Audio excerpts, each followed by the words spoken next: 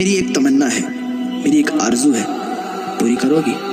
اس کی ماں نے کہا بیٹا تیری ہر آرزو، تیری ہر تمنا میں پوری کرنے کے لیے تیار ہوں۔ تو ہر وقت اللہ کا ذکر کرتا رہتا ہے، ہر وقت اللہ کی عبادت کرتا رہتا ہے، میں تجھ سے بہت خوش ہوں، میں تجھ سے راضی ہوں۔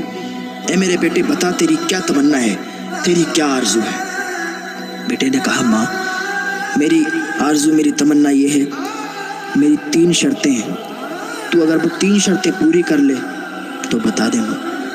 اس کی ماں نے کہا بیٹا تیری 3 کیا، تیری 3000 شرطیں میں پوری کرنے کے لیے تیار ہوں۔ اس کے بیٹے نے کہا ماں ٹھیک ہے تو میری شرط سن۔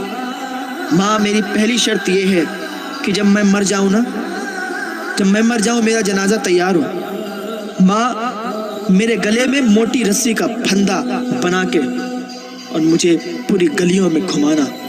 ماں میرے گلے میں موٹی رسی کا پھندا ڈال کے اور مجھے پوری گلیوں میں گھمانا تاکہ لوگ دیکھیں اور کہیں یہ اللہ کی نافرمانی کا صلہ ہے، یہ گناہگار انسان ہے اور اس گناہگار کو یہ سزا میں دنیا میں ہی دے رہی ہوں۔ تو اس کی ماں نے اتنا سنا، اس نے منہ پہ ہاتھ رکھ لیا، بیٹا یہ کیا کہتا ہے تو؟ میں ایسا کیسے کر سکتی ہوں؟ تو اللہ کا اتنا نیک بندہ ہے، اتنا پرہیزگار بندہ ہے، میں تجھے اچھے سے جانتی ہوں، میں تجھ سے راضی ہوں اور میں تیرے لیے دعا کرتی ہوں، بیٹا تو ایسی بات کیسے کہہ سکتا ہے؟ اس نے کہا ماں میں بہت بڑا گناہگار ہوں، یہ عبادت جو میں کرتا ہوں، میں ذکر و اذکار کرتا ہوں، پتہ نہیں میرا یہ ذکر اللہ کی بارگاہ میں مقبول ہوگا یا نہیں ہوگا، میری عبادت اللہ کی بارگاہ میں قبول ہوگی یا نہیں ہوگی۔ اتنا متقی، اتنا پرہیزگار انسان ایسی باتیں کر رہا ہے۔ آج ہم بھی اپنے گریبان میں جھانک کر دیکھیں، کیا ہم بھی اتنے ہی نیک ہیں؟ یار دنیا کے سب سے بڑے گناہگار ہم ہیں، وہ اتنا نیک، اتنا پرہیزگار انسان ایسی باتیں کرتا ہے کہ گلے میں موٹی رسی کا پھندا لگا کے پورے گلی محلے میں ٹہلانا، پورے گلی محلے میں گھمانا کھچیڑنا تاکہ دنیا والے دیکھیں تو اللہ کا نافرمان بندہ ہے۔ اتنا عبادت گزار، اتنا نیک متقی انسان یہ کہتا ہے آج ہم بھی اپنے گریبان میں جھانکیں، ہم کتنی نمازیں پڑھ رہے ہیں، ہم کتنے بار مسجدوں میں جا رہے ہیں، ہم کتنا صدقہ کر رہے ہیں، ہم کتنی زکاتیں دے رہے ہیں، اللہ نے جو ہمیں حکم دیا ہے نا ہم اس کو پورا نہیں کر رہے ہیں۔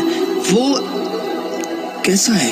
اس کی ماں نے کہا بیٹا اگر تیری یہ مرضی ہے تو میں اس کو پورا کرنے کے لیے تیار ہوں، بیٹا میں تیری شرط قبول کرتی ہوں۔ اس کے بیٹے نے کہا ماں میری دوسری شرط یہ ہے کہ جب میرا وصال ہو جائے، انتقال ہو جائے تو رات کے سناٹے میں میرا جنازہ بھیجنا، ماں میری یہ شرط بھی پوری کر لے۔ اس کی ماں نے کہا ٹھیک ہے میں تیری یہ بھی شرط پوری کرتی ہوں۔ اس کے بیٹے نے کہا ماں میری تیسری بھی شرط ہے، میری تیسری شرط یہ ہے ماں جب میں مر جاؤں نا، جب میں دفن کر دیا جاؤں نا تو ماں تو میرے لیے دعا کر دینا، اللہ کی بارگاہ میں ہاتھ اٹھا کے میرے لیے دعا کر دینا اللہ مجھے بخش دے۔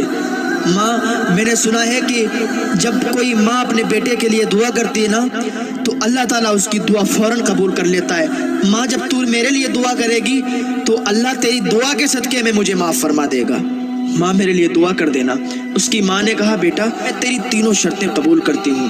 ایک ماں ہوتی ہے نا، ماں جب بھی دعا کرتی ہے اپنے بچے کے لیے اللہ فوراً قبول کر لیتا ہے۔ 3 لوگوں کی دعا اللہ فوراً قبول کر لیتا ہے، مسافر کی دعا اللہ قبول کر لیتا ہے، مظلوم کی دعا جس پر بہت زیادہ ظلم کیا جائے اور وہ کسی کو نہ بتا سکے، اللہ کی بارگاہ میں آنسو بہا دے، اس کا یہ ایک آنسو اللہ کی بارگاہ میں اتنا کامیاب ہوتا ہے کہ وہ جس کے لیے اللہ کی بارگاہ میں شکایت کر دے اللہ تعالیٰ اسے ہلاک و برباد کر دیتا ہے۔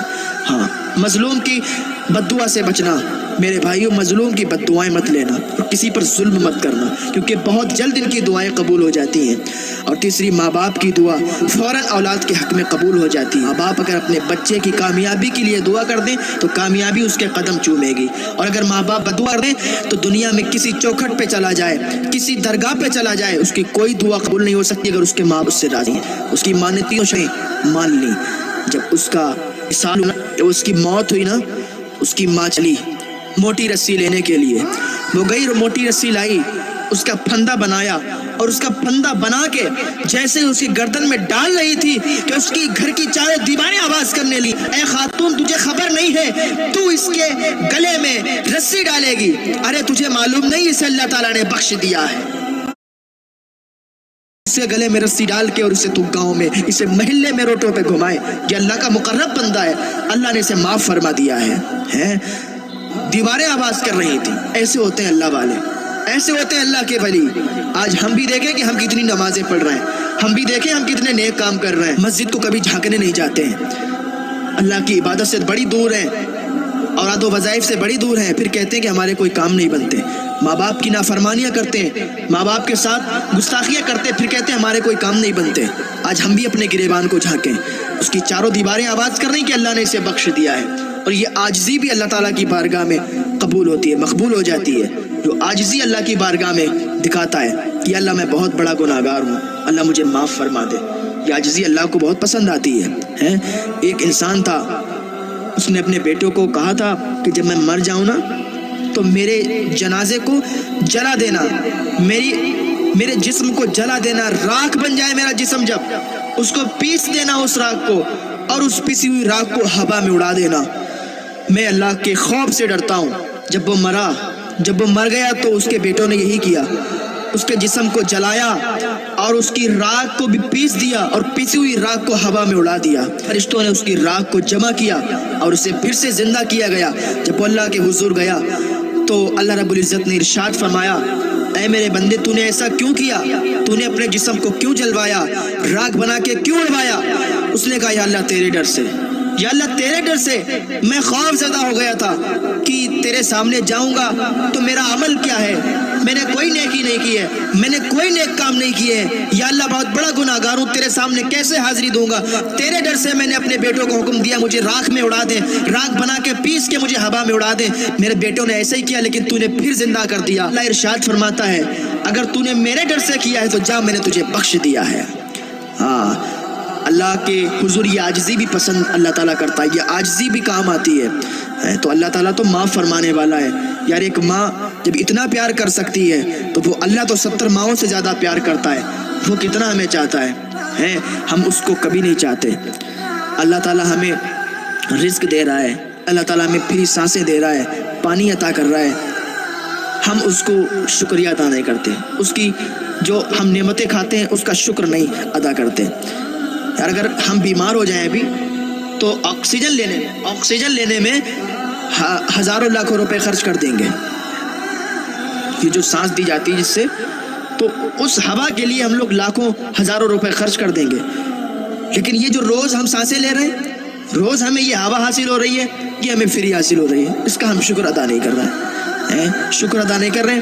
اگر ہم ہفتے ہی کر کھانا کھاتے ہیں تب تو ٹھیک ہے، یار پوری زندگی ہم سانسیں بھی لے رہے ہیں، ہم پانی بھی پی رہے ہیں، ہم سب کچھ کر رہے ہیں اور سب فری میں ہو رہا ہے، پھر بھی اللہ کا شکر ادا نہیں کرتے، پھر بھی اس کے یہاں پہرا نہیں دیتے، اس کی مسجدوں میں نہیں جاتے، عبادت نہیں کرتے۔ اگر کسی مالک کا کام آپ کریں تو آپ کو تنخواہ دیتا ہے، اگر آپ اس کے یہاں کچھ دن چھٹی کریں تو چھٹی کے پیسے نہیں دیتا ہے۔ 1 مہینہ کام کریں اور 15 دن اس کے یہاں چھٹی کریں تو 15 دن کے پیسے ملیں گے، 15 دن کے پیسے نہیں ملیں گے۔ یار ہم تو عبادت کرنے کے لیے پیدا کیے گئے ہیں، ہم اللہ کے حضور جاتے نہیں ہیں، اللہ کے حضور بس جمعہ کی جمعہ جاتے ہیں، اس کے علاوہ پھر نہیں جاتے ہیں۔ اور کچھ لوگ تو ایسے ہیں کہ صرف عید کے عید جاتے ہیں، وہ نماز جو نفل ہے اس کو اپنے اوپر فرض کیے بیٹھے ہوئے ہیں، اور جو نماز فرض ہے اس کو چھوڑے ہوئے ہیں۔ یار اللہ کے حضور نہیں جاتے تو اللہ نے تو کبھی ایسا نہیں کیا کہ تمہارا رزق روک لیا ہو، تمہاری سانسیں روک لی ہو، تمہارا پانی روک لیا ہو۔ یار ہم دنیا کے مالک کی جب اتنی وفا کر سکتے ہیں تو وہ کائنات کا مالک جو ہے کہ عبادت کرنے کے لیے آئے گئے تو اس کے ساتھ یہ نافرمانی کیوں ہے؟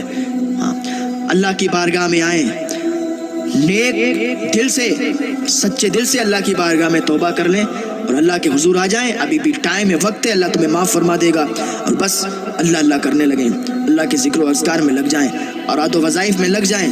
اللہ تعالیٰ پھر دیکھو تمہاری زندگیوں کو کیسے بحال کر دیتا ہے۔